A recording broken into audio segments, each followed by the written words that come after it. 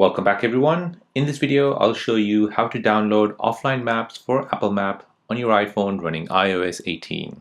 So if you're traveling abroad and you need offline maps, then let me show you how to do this. So this is really great if you're traveling abroad and you don't have Wi-Fi or mobile data while you're there. By doing this, you'll be able to access Apple Maps and also navigate through the street when you're on holiday. So let me show you how to do this. So first you want to go ahead and open up your Apple Maps. Now from here you want to go ahead and tap on your profile picture here or the initials, which is mine. Next you want to go ahead and tap on offline maps. Now this is what you'll get since you don't have any offline maps. So to add one, go ahead and tap on add. Now go ahead and type in the country which you would like to download the offline map for. Now go ahead and select the location. If you're going to be traveling in Bangkok only, so go ahead and choose that. But if you want a larger area of Bangkok, let's say for example you're going to down south, then go ahead and select that.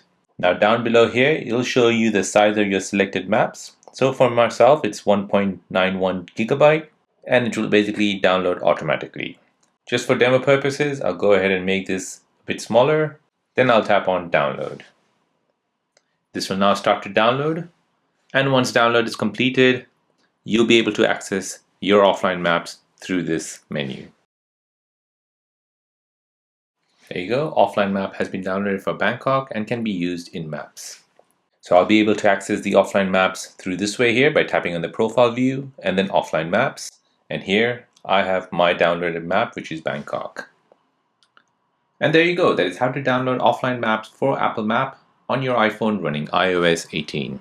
Now, if you're new on the channel and you want to find out more about your iPhone, your Android phone, or any other social media apps, then don't forget to subscribe to this channel. Hit the like button if you find this video useful. Thank you for watching and see you in the next one.